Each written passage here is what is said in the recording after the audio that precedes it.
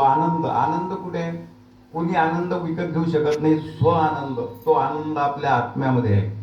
आपण आयुष्यामध्ये सत्कर्म आणि दुष्कर्म, कोणी देव आपल्याला कोप करते का देव आपल्याला मदत करते नाही. जन्मोजन्मी आपण आपलं सत्कर्म आणि दुष्कर्माचे फळ भोगत असतो. आपला आत्माला विचारावी, आपण जेव्हा एखादं चुकीचं काम करतो त्यावेळेस आतून आपल्याला आत्मा आवाज देत असते, परंतु आपल्यामध्ये जे काम क्रोध, मला तसं वाटते का हे धर्माचं जे शास्त्र निर्माण झालेलं आहे, प्रत्येकामध्ये काम आहे, क्रोध आहे, लोभ आहे, दंभ आहे, मत्सर आहे. त्याच्यावर नियंत्रण करण्याकरता हे ध्यान आहे. आता बरंचसं आपल्याला मिळते, परंतु आपण त्या गोष्टीचा विचार करत नाही. या ध्यानामध्ये काम क्रोधावर नियंत्रण करण्याकरता ध्यानाशिवाय दुसरा कोणताच उपाय नाही. हे ध्यान करत असताना आपण पाहतो, आयुष्यात पाहतो, पूर्ण जीवन जाते. महाराज म्हणतात की धर्मवर्माना शिकला, साधू संग मुळी नच केला, तीर्थ न केले, वर्तना धरले, दान न दिले कुणाला, विषय भोगता इंद्रिय गळले, मोह न अजूनही सुटला. म्हणजे जे समाधान आहे, जे आत्मिक समाधान आहे, ते आपल्या आतमध्ये आहे. त्याचा शोध घेण्याचं माध्यम म्हणजे ध्यान.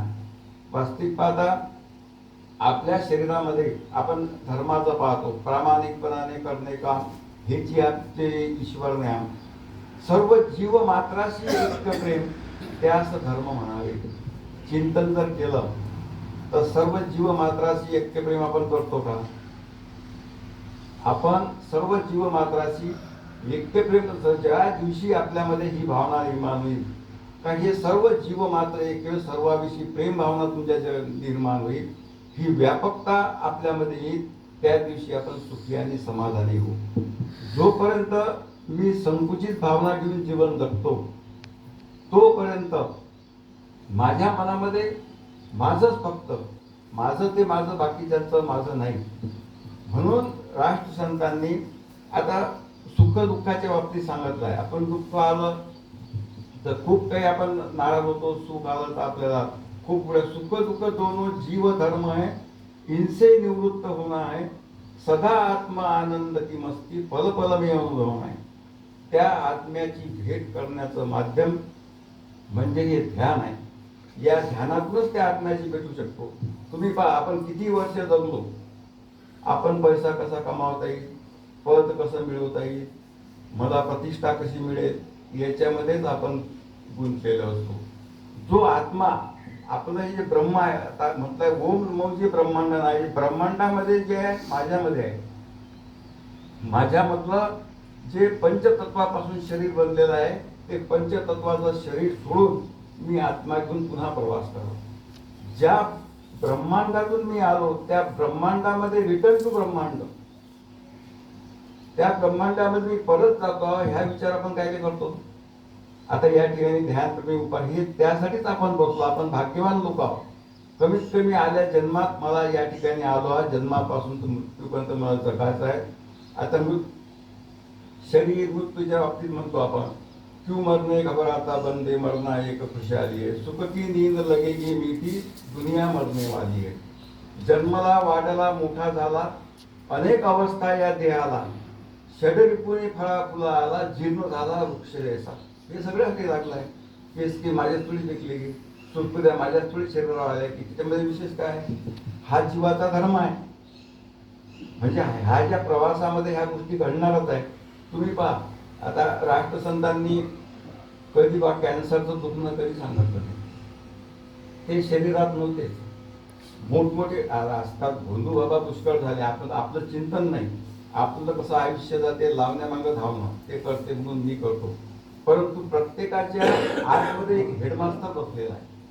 तो हेडमास्टर नक्कीच सांगतो, आपण जीवनात जे जे कर्म करतो तो आत्मा म्हणजे हेडमास्टर. तू चूक आहे की बरोबर आहे, जे जे आपण सत्कर्म करू दुष्कर्म करून तो मात्र आपल्यावर लक्ष ठेवून असतो, आपल्याला सांगत असतो.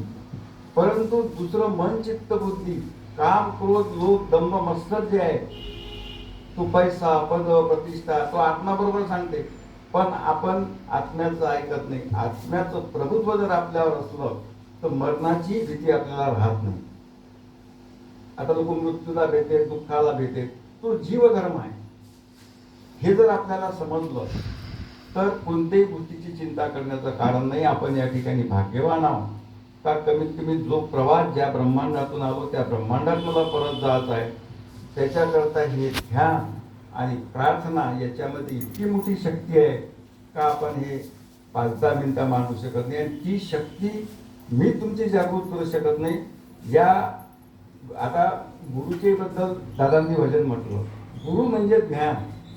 माणूस जे दुःख भोगते त्याच्या अज्ञानाचं भोगते. त्याला मृत्यू येवो, दुःख येवो, त्याचा दुःख जो का भोगते त्याला माहीत नसते का हा जीवधर्म आहे. हे सर्वांनाच लागलं आहे. हे की मलाच नाही लागलं, सगळ्या जगाला लागलं, प्रत्येक जीवाला लागलं आहे. ज्याला जन्म आहे त्याला मृत्यू आहे. आणि म्हणून असं म्हणतात की 84 लक्ष योनी मिळून हा आपल्याला मानव देह मिळाला. फक्त याच्यामध्ये या इतर प्राण्यामध्ये फक्त अन्न आपल्यासारखा जीव इतक्या पुरतेच मर्यादित आहे. परंतु आपण पूर्ण ब्रह्मांडाची ताकद आपण जे महाभारतामध्ये पाहिलं होतं, पहा माणसाच्या बुद्धीमध्ये किती ताकद आहे. तो संजय त्या धृतराष्ट्राला सांगत होतो मैदानावर काय सुरू आहे. आज त्याचंच इम्प्लिमेंटेशन जगात काय होते या TV पाहतो. याच्यामध्ये अपार शक्ती आहे मानवामध्ये. पण ती शक्ती तो चांगल्या मार्गाने खर्च करतो की वाईट मार्गाने खर्च करतो. सरतेशेवटी मला असं नेहमी वाटते का राष्ट्रसंतांनी दिलेलं वाङ्मय जर या जगामध्ये पोहोचलं तर जगातला प्रत्येक माणूस सुखा समाधानात जगेल. असं कोणीही म्हटलं नाही. सभी धर्मावर पंथ पक्ष व दिलसे रहे प्यारा. आपण किती लोक आहोत हे महत्वाचं नाही, आपण सत्याच्या बाजूने आहे. एखादी बकरी असेल आणि त्याला 99 लोकांनी जरी बोकड म्हटलं तरी तो बोकड होत नाही, ती बकरीच राहते. आपण एकटे आहोत की 4 लोक आहोत. या जगातलं राष्ट्रसंतांनी निर्माण केलेलं वाङ्मय हे जगाच्या सुख शांतीसाठी आहे, नाही तर या जगाचा विनाश हा अटळ आहे. आपलं जे कार्य आहे सर्वांचं नामोल्लेख न करता ज्यांनी हा विचार हे वाङ्मय जिवंत ठेवण्याचं कार्य करा, खरोखर ते पुण्याचं कार्य आहे. आणि असं म्हणतात देवधर्म जरी सोडला तरी हा निसर्ग आहे. निसर्गात जे कर्म करतो आपण त्याचं फळ भोगावंच लागते. हे भगवद्गीतेतही म्हटलं आहे आणि न्यूटन सारख्या शास्त्रज्ञांनी म्हटलं आहे action and reaction equal and opposite. कारण का जशी क्रिया कराल तशी प्रतिक्रिया निसर्गामधून आल्याशिवाय राहणार नाही. मला कोण काय म्हणते ह्या भीतीचं कोणतंच कारण नाही. लोक काय म्हणते सबसे बडा रोग क्या काय लो. आपला अंतरात्मा जर सांगते का मी जे काम करतो ते सत्य आहे आणि चांगलं आहे आणि त्याचं फळ निश्चितच या जन्मात परलोकात असं म्हणतात की बा मोक्ष मिळाला पाहिजे. जेव्हा सगळी आसक्ती नष्ट होऊन त्या आत्म्याचा अभ्यास करून त्या आत्म्याचा आपण ऐकून आपली जीवनयात्रा सफल हो. या ठिकाणी मला बोलावलं आणि माझे 2 शब्द मी गुरुदेवचरणी अर्पण करतो.